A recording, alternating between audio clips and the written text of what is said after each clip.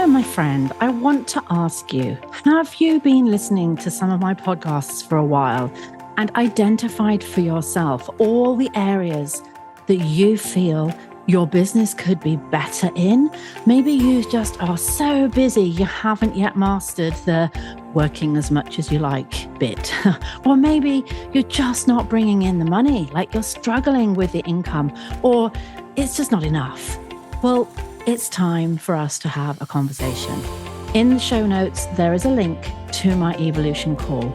If you're a dance boss and you are ready to take action, let's have a chat and let's see where I can take you.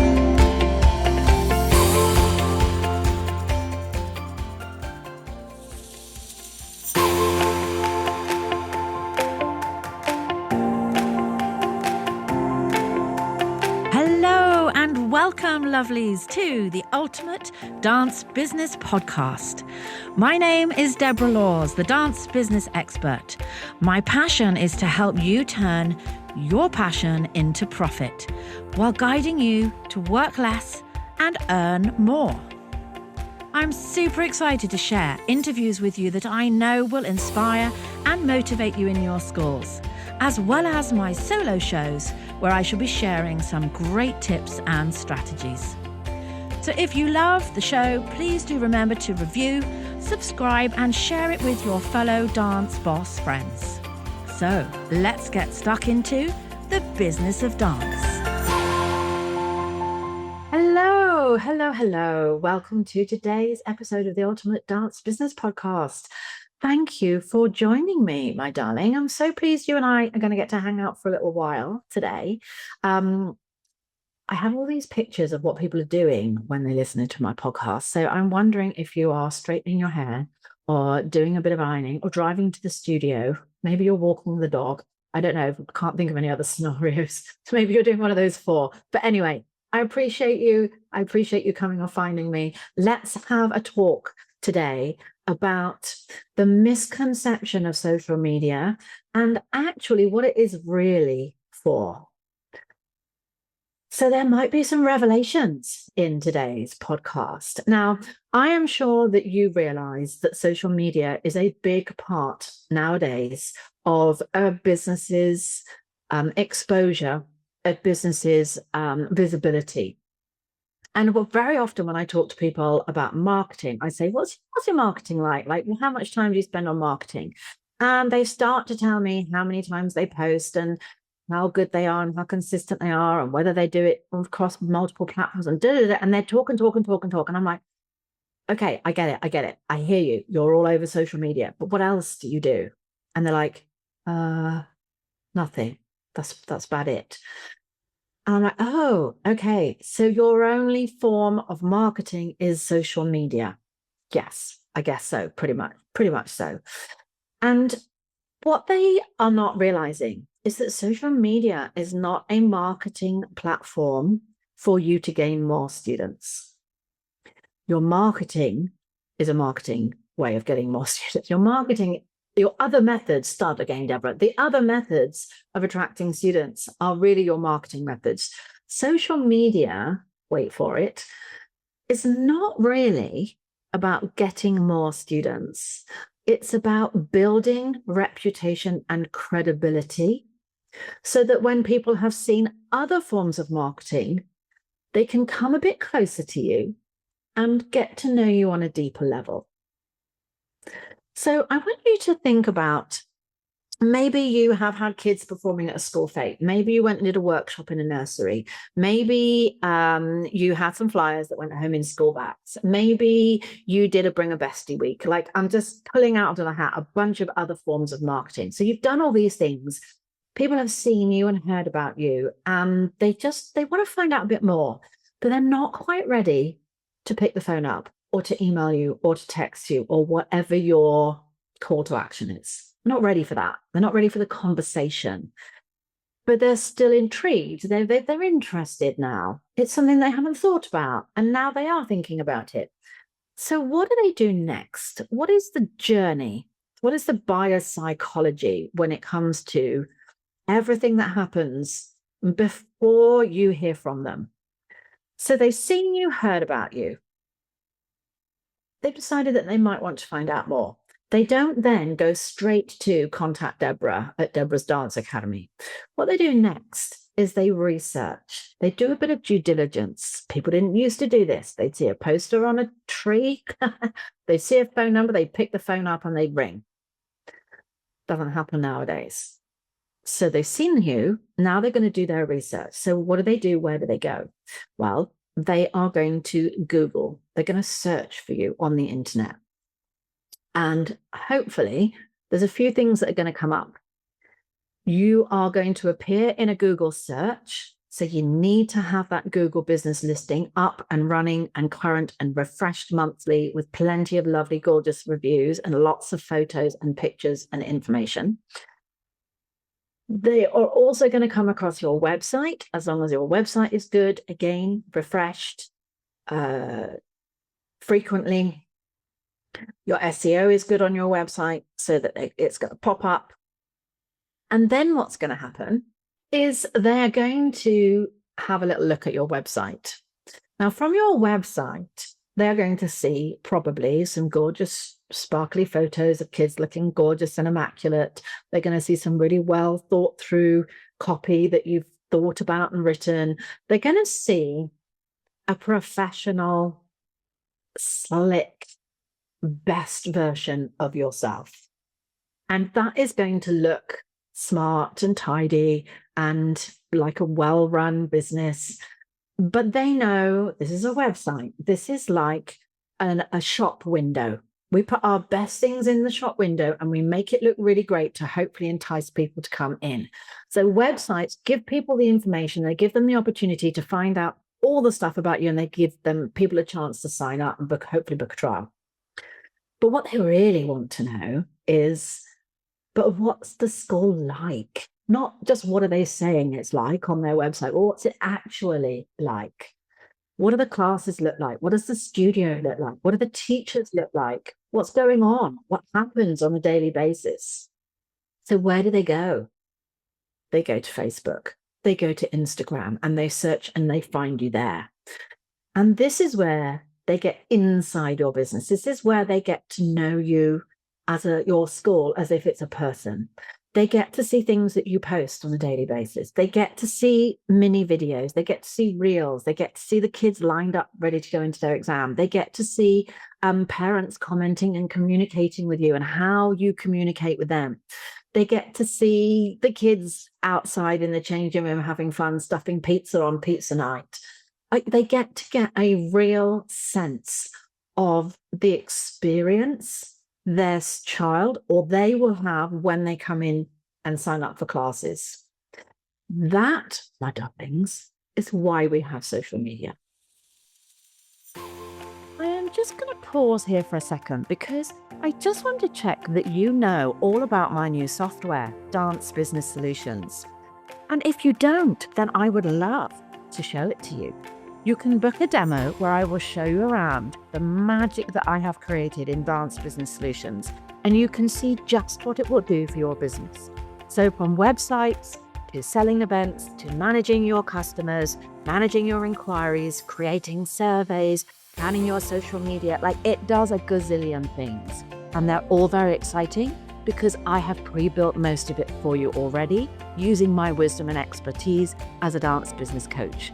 So go to dancebusinesssolutions.com as soon as you finish listening to my podcast and click on book a demo. And I cannot wait for one of my team to show you around. To help people fall in love with us, to help people look at all those photos and those posts and how engaged your families are, and the smiley, happy faces, and the trips to Disneyland, and the performing at the local fete, and the student that's got into the Royal Ballet School, and the competition that your kids have won. Like, they get to see all of that. And that's where they go, oh, this looks so amazing. I love the look of this school. I love their uniform. I love the way the kids are. Or they may look at it and go, actually, not for me. Don't really want my child wearing that type of costume. Don't really want my child like the expense of feeling like I have to go to Disney.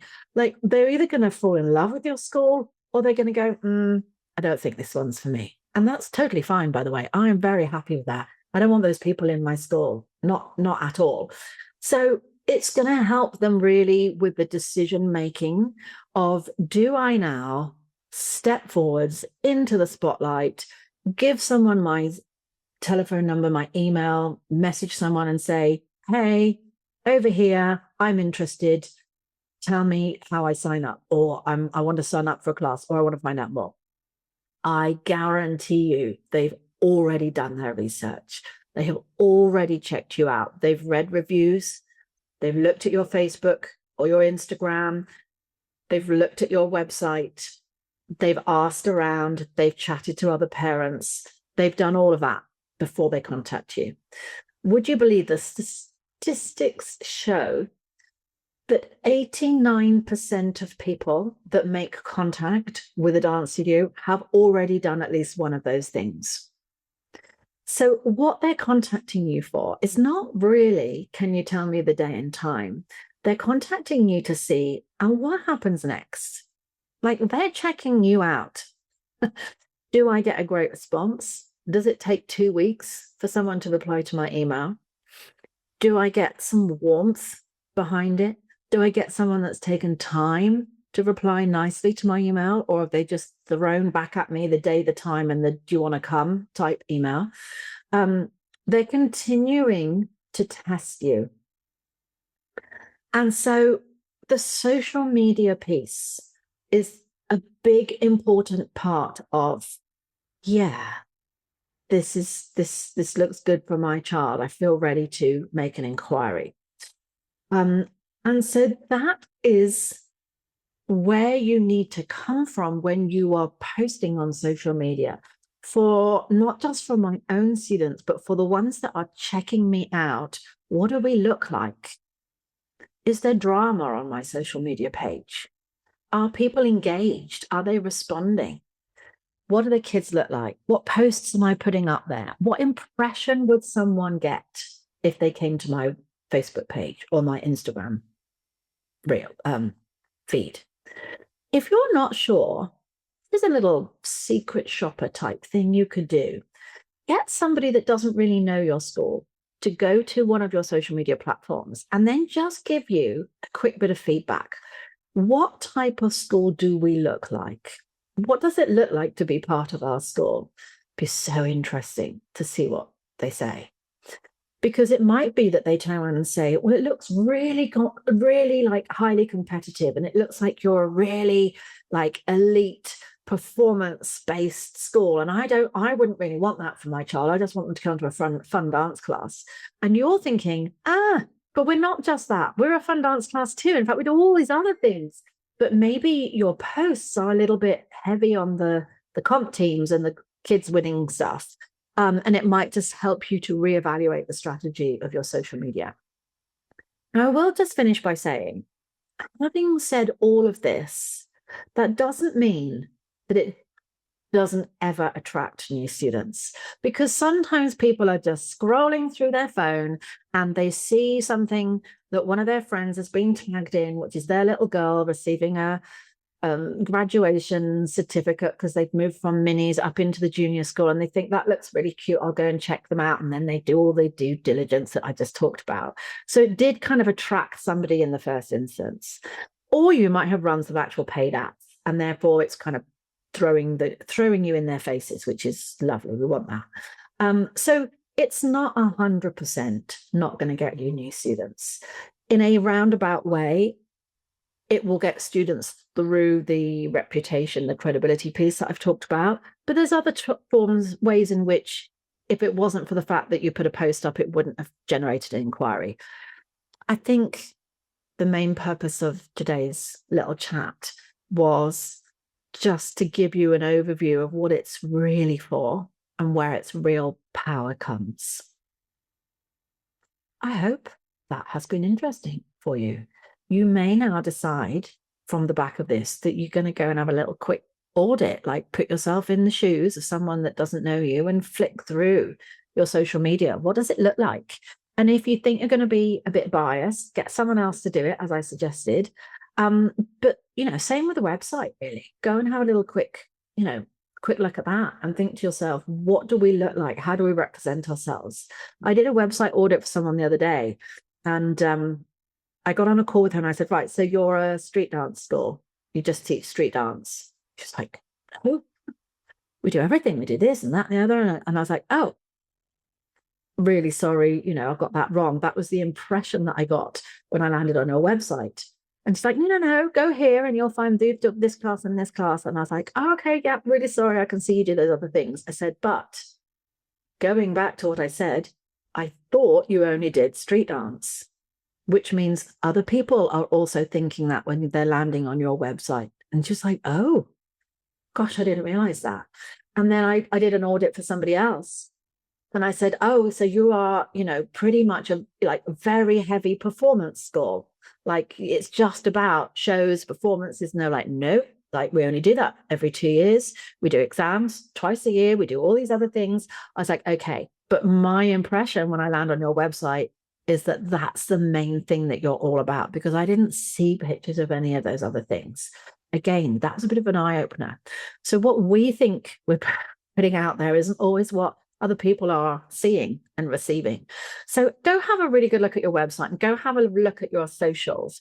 And just in terms of how I've discussed those two things today, just maybe there's something there that you can tweak and start to do differently that will really help you. I hope that has been interesting for you. And I look forward to sharing more in a couple more weeks' time. See you soon. Take care. So I wanted to tell you that this episode is kindly sponsored by Sally at Dance Studio Marketing, who is your go-to solution for growing your dance school through the power of social media. So if you're feeling overwhelmed at trying to attract new students, at Dance Studio Marketing, Sally helps dance studio owners just like you to leverage the power of social media and paid ads to bring in a steady stream of students, which of course helps you to achieve more balance in your life. So if you're ready to grow with less stress, visit sallyprendergast.com, or you can connect with Sally at Dance Studio Marketing on your favorite social media platform today. My clients are getting fabulous results using Sally. So let's get those ads going and let's get your school growing.